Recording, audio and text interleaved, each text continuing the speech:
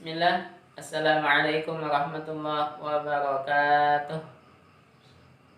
Alhamdulillahilladzi an'ama alaina bi ni'matil iman wal islam. Wassalatu wassalamu ala nabiyyina Muhammadin khairil anam. Wassalatu wa ala alihi wa sahbihi wa man tabi'ahum ila yaumi yub'atsun, amma ba'd.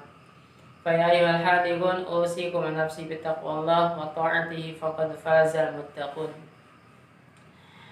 Ya Allah yang maha penyayang, yang maha pengasih, yang maha penyayang, sayangilah kami selalu, pandanglah kami selalu dengan pandangan kasih dan sayang-Mu.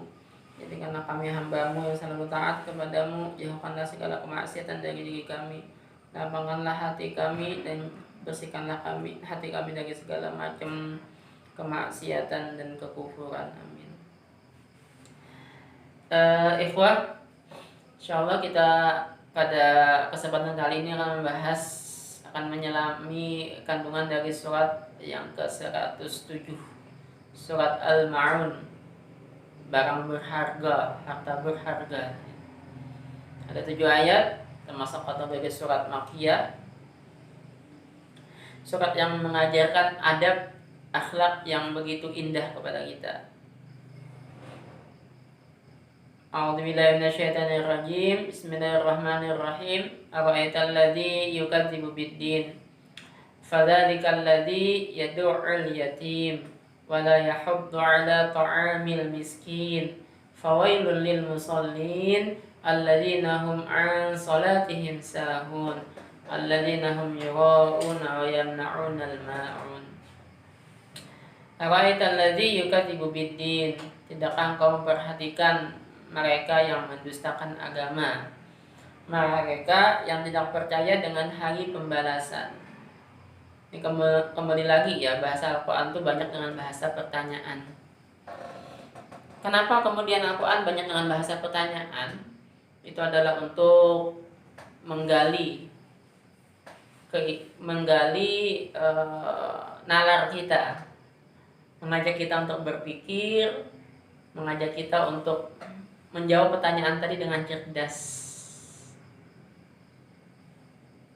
Ini juga memang seharusnya bahasa kita dalam pendidikan pengajaran ya, dengan bahasa pertanyaan, kemudian gali untuk kemudian kita arahkan, gali untuk kemudian kita arahkan. Ikhwah, orang yang mendustakan agama dalam surat Al-Ma'un ini bukan cuma sekedar keraguan dalam hati ya, tapi ini kemudian terlihat implikasi pendustaan mereka terhadap agama ini adalah dari sikap keseharian mereka. Maka surat Al-Ma'un ini menggabungkan kan ya, antara ibadah mahdoh dan ghairu mahdoh, antara hubungan kita dengan Allah dan hubungan kita dengan sesama manusia.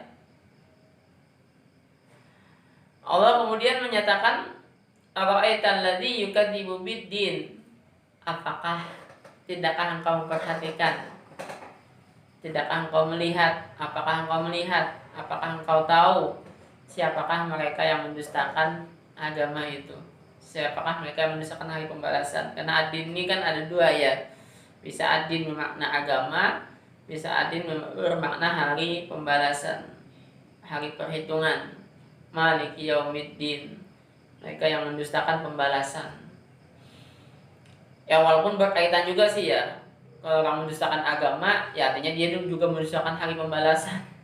Karena kalau misalnya dia nggak percaya dengan Islam, ya otomatis dia juga nggak percaya dengan apa yang disampaikan Islam terkait dengan hari pembalasan. Kalau orang nggak percaya hari pembalasan, ya tentunya nggak sempurna keislamannya. Kalau seseorang tidak yakin dengan hari pembalasan, tentunya nggak sempurna keislamannya. Karena hari pembalasan ini termasuk dalam kategori rukun iman. Ya berkaitan juga sih ya, satu makna sebetulnya ini ya. Cuman yang jelas kalau Allah mengatakan mereka mendustakan hari pembalasan, mendustakan agama, artinya mungkin bisa jadi mereka klaim beragama, mereka bisa jadi mengatakan percaya dengan hari pembalasan, tapi percaya mereka itu bukan percaya yang benar, percaya yang dusta, yang gombal. Maka siapakah mereka yang mendustakan hari pembalasan, mendustakan agama itu? Fadzalikal ladzi yad'ul yatim. Maka itulah mereka yang menghardik, bukan bukan tidak memedulikan ya, tapi menghardik anak yatim.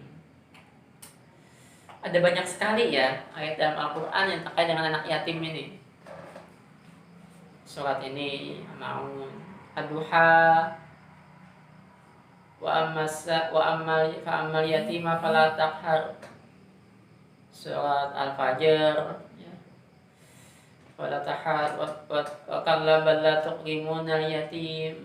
Dan banyak sekali juga anjuran untuk kita ngasih harta kepada anak yatim, ini banyak sekali ya. Atal mala ala hubbi bil qurba wal yatama wal masakin.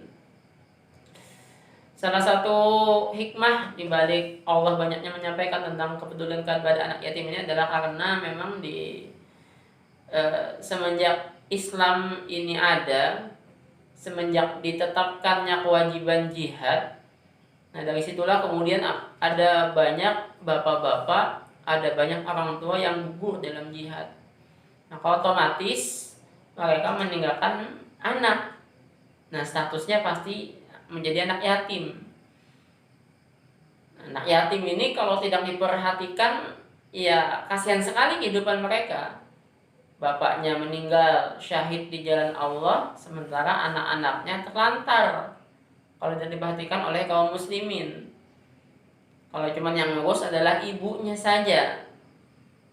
Karena kasihan sekali kan yang namanya single parent. Ibunya mungkin nyari nafkah, kerja, sementara anaknya ditinggal di rumah. Kasihan sekali kan kalau apalagi anak-anaknya masih kecil. Maka dampak dari jihad yang begitu banyak dilakukan oleh kaum muslimin, dampak dari ekspansi yang begitu luas yang dilakukan oleh kaum muslimin, maka salah satu dampaknya kemudian adanya anak yatim ini.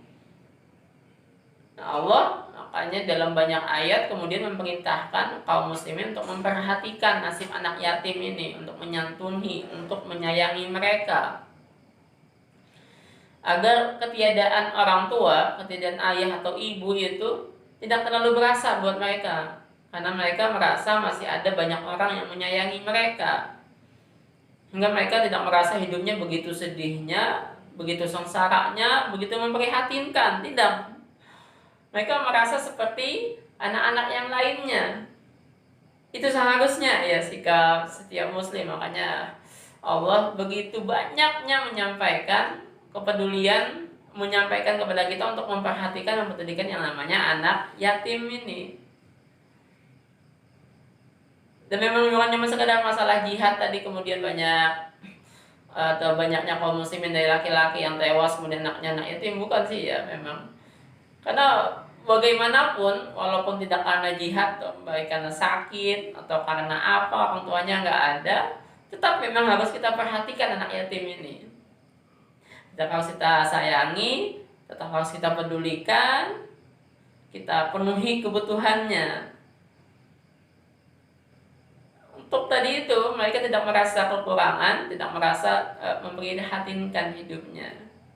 Ini sudah begitu banyak anjuran dari Al-Quran, dari hadis juga yang sampai Rasulullah SAW mengatakan, ana wa kafilul yatim al-hataini fil jannah. Aku dan mereka yang mengasuh anak yatim itu seperti dua jari ini dalam surga. Begitu dekatnya ya Rasulullah SAW menjanjikan, memotivasi kita untuk menyantuni, untuk menyayangi, untuk memelihara, untuk mengasuh anak yatim. Mereka yang mengasuh, yang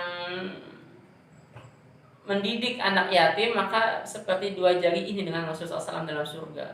Masuk surganya dia udah pasti ya. Kalau kita punya anak yatim yang kita asuh, yang kita sayangi, yang kita cukupi kebutuhannya, masuk surga sudah pasti ini ya. Masuk surga udah pasti. Nah, tambahannya lagi adalah dengan Rasulullah SAW seperti dua jari ini dalam surga. Insyaallah ya. Jadi bukan cuma masuk surga ya, bukan cuma masuk ke surga Allah yang begitu nikmat, yang begitu tingginya itu, bahkan mempunyai derajat yang sangat tinggi lagi. Karena Rasulullah SAW seperti kita tahu lah, beliau ada di surga Firdaus yang paling tinggi. Nah, orang yang memelihara, orang yang menyayangi, yang peduli terhadap anak yatim ini seperti dua jari ini dengan Rasulullah SAW. Walaupun di ayat ini sebetulnya yang paling minimal ya, seperti dengan anak yatim itu yang paling minimal. Jangan sampai menghardik mereka. Karena kalau sampai menghardik mereka, waduh, udah jelas ya. Udah jelas ini orang yang tidak percaya atau mendustakan dengan agama, mendustakan hari pembalasan. Karena memang kayak gini ya, kalau sama anak yatim ini memang nggak ada untungnya kita dengan mereka itu kalau masalah duniawi ya. Bisa untung apa kita dengan anak yatim ini? Nggak ada. Apalagi anak yatim yang miskin. Yang repot lagi, makanya Allah begitu banyak menekankan kemudian dengan anak yatim ini karena memang kebanyakan anak yatim karena kondisinya yang lemah itu, kondisi yang tidak ada yang membantu mereka, bahkan anak yatim ini malah dizolimi lagi sama anggota keluarganya. Aduh, ini yang begitu mengenaskan. Bahkan baru-baru ini kita dengar berita kan ya, ada yang seorang anak, ya ibunya di penjara, bukan yatim sih, yatim di penjara, diasuh sama om dan tantenya, malah dihajar sama om dan tantenya. Saya punya banyak santri yang ditinggal sama ibunya meninggal, bapaknya entah kemana, kemudian diasuh sama bibinya, tantenya, omnya, malah hartanya yang diwariskan oleh ayah dan ibunya malah diambil sama bibi dan tante omnya tadi itu. Bukannya disantuni, bukannya ditolong, malah dipelorotin. Bahkan yang sampai katanya magic jar doang, buat masak nasi doang diambil. Nggak, dia kesusahan buat masak nasi, bukan malah ditolong, malah diambil. Makanya Allah mengancam, innalladzina ya'kuluna amwalal yatama dzulman innama ya'kuluna fi butunihim nara wa sayaslawna sa'ira. Surat An-Nisa ayat 10 ini. Sungguh mereka yang makan harta anak yatim dengan cara yang zalim, maka udah memasukkan api ke dalam perut mereka, dan mereka pasti akan masuk ke dalam neraka sa'ir. Ya Allah mengancam sebegitu kerasnya, seperti memasukkan api ke dalam perutnya, makanya masuk ke dalam kategori dosa besar. Karena ternyata sampai hari ini pun ada banyak orang yang dengan teganya mengambil harta anak yatim, maka sudah pasti ini masuk dalam kategori menghardik mengambil harta mereka itu, karena udah nyusahin mereka. Maka jelas ini ya, termasuk dalam kategori mereka yang mendustakan agama. Yang kedua, ini termasuk kategori yang hablum minan nas ya, orang yang mendustakan agama. Yang pertama tadi mereka yang menghardik anak yatim, udah nggak ngasih, udah nggak nolong, ngardik lagi. Anak yatim minta bantuan malah disumpahin, malah dihardik ya, ketolong banget makanya. Yang kedua, wala yahuddu ala ta'amil miskin, dan tidak menganjurkan ngasih makan kepada orang miskin. Ikhwah, ini menganjurkan ya, bukan ngasih makan, tapi menganjurkan. Maka tidak ada kemudian yang menjadi syaratnya kita punya sesuatu untuk diberikan orang miskin, enggak. Yang penting kita bisa ngomong. Yang penting bisa kita ngajak orang. Ayo kita bantu orang miskin. Ayo kita bantu yang membutuhkan. Ayo kita bantu yang papa. Jadi siapapun seharusnya bisa untuk mengamalkan ayat yang kedua ini. Kalau sampai dia ngelihat ada orang miskin di sekitarnya, kemudian dia cuek, dia nggak peduli, ya makanya termasuk dalam kategori mereka yang mendustakan agama. Karena memang syarat ayat yang ketiga ini tidak mesti punya harta. Yang penting peduli aja. Nah, walaupun memang yang lebih baik adalah mereka yang menganjurkan, tentunya mereka yang sudah mengamalkan, mereka yang sudah melakukan. Kita nganjurin orang ngasih makan orang miskin, maka kita juga ngasih makan duluan, baru kita menganjurkan orang lain. Tapi kalau kita nggak punya, paling tidak kita menganjurkan, paling tidak kita ngajak orang lain untuk membantu orang-orang miskin. Ini dulu insya Allah yang dapat saya sampaikan. Semoga bermanfaat. Hadani ya Allah iyyakum ajmain. Wassalamualaikum warahmatullahi wabarakatuh.